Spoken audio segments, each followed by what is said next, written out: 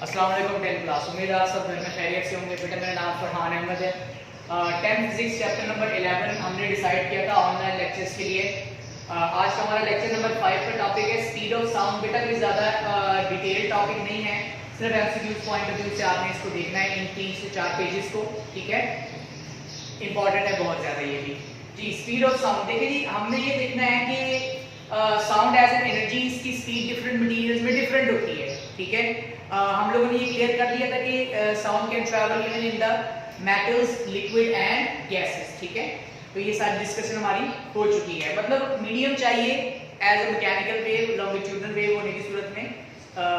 तो उस सूरत में हमने इसमें से करना क्या है बेटा, आपका टेबल 11.2 है। ठीक है, आपकी टेक्स्ट बुक में टेबल 11.2, उसमें डिफरेंट मटेरियल्स में स्पीड ऑफ साउंड दी गई है। वो एमसीक्यूज पॉइंट ऑफ व्यू से आपने याद करना है। ठीक है, बहुत इंपॉर्टेंट है।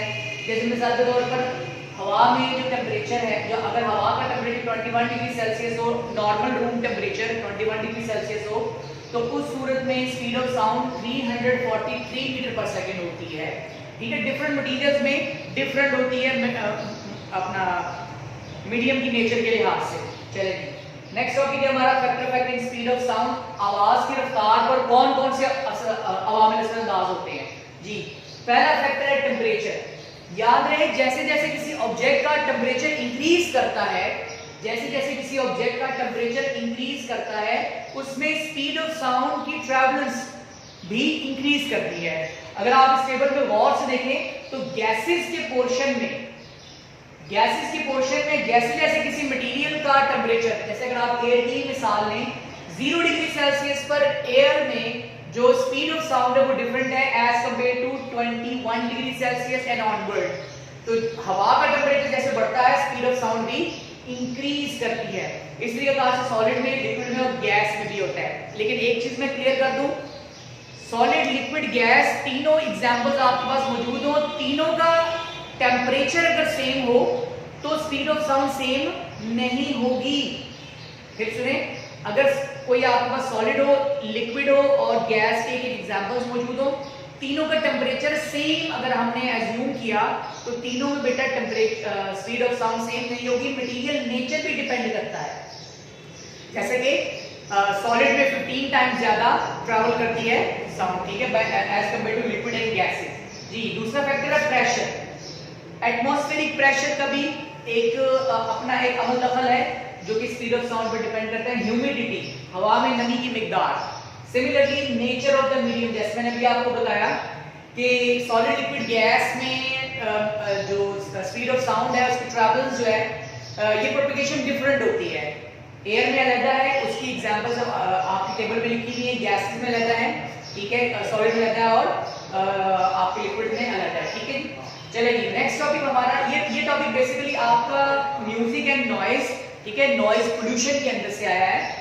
लेकिन ये कंट्रोलिंग नॉइज पोल्यूशन, हम इस सूती आलूदगी को कंट्रोल कैसे कर सकते हैं। अब देखिए जी, हमारे ट्रैफिक के इश्यूज हैं और इसके अलावा फैक्ट्रीज और डिफरेंट किस्म की इंडस्ट्रीज से जो मुख्तलिफ किस्म के मैकेनिकल वर्क से जो आवाजें आ रही होती हैं, हमने इसको प्रोटेक्ट करना है या हमने उसके असरात से बचना है, तो हमें क्या करना चाहिए? What should we do?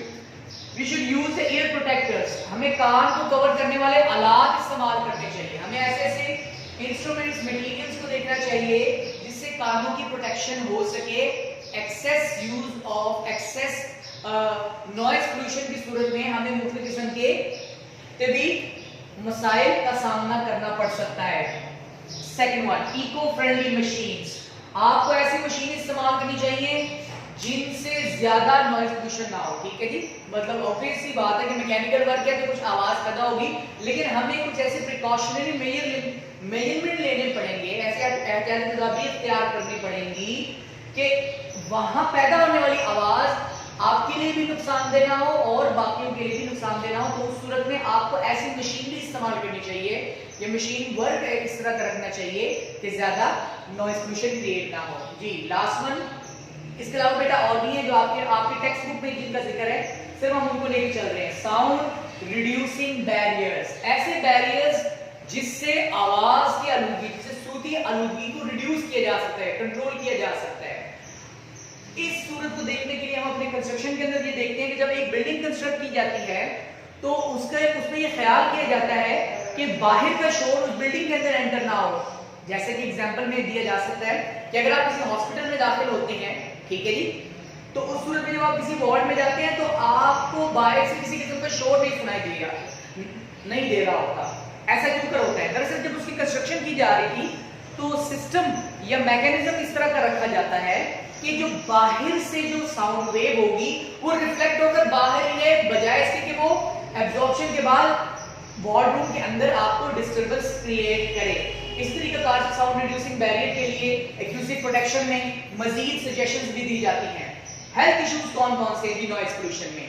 देखिए जी, जो हजरात किसी ऐसी एरिया पर काम करते हैं जहां पर बहुत ज्यादा नॉइज पोल्यूशन है, तो उस सूरत में ये देखा गया है कि वो शख्स बहुत से तिब्बी मसाइल का सामना करता है, जैसे कि हेयरिंग लॉस।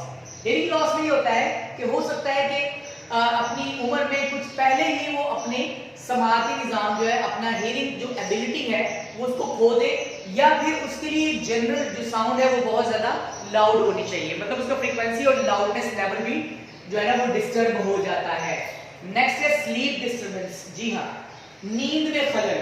आमतौर पर 8 घंटे की जो नींद का कहा जाता है, अगर स्लीप डिस्टर्बेंस भी नॉइज पोल्यूशन की वजह से है तो जो कि आपके तमाम के रूटीन के ऊपर असरअंदाज आ रही है। एग्रेशन का भी शिकार हो जाते हैं, ठीक है, चिड़चिड़ापन, और इसके अलावा हाइपरटेंशन बहुत से ऐसे मसाइल जिसके अंदर आपका एक सबसे बड़ा रोल नॉइज पोल्यूशन का भी है।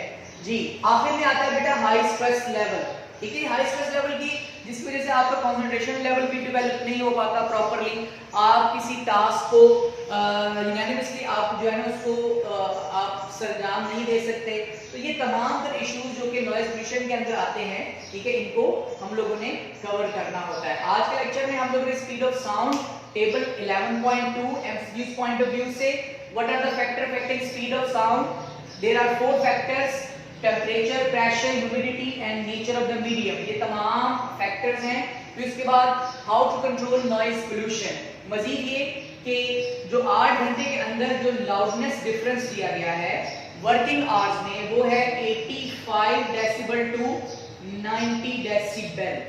ठीक है जी, जो डेवलप्ड कंट्री है वहां पर इतनी आवाज की पोल्यूशन को देखा गया है।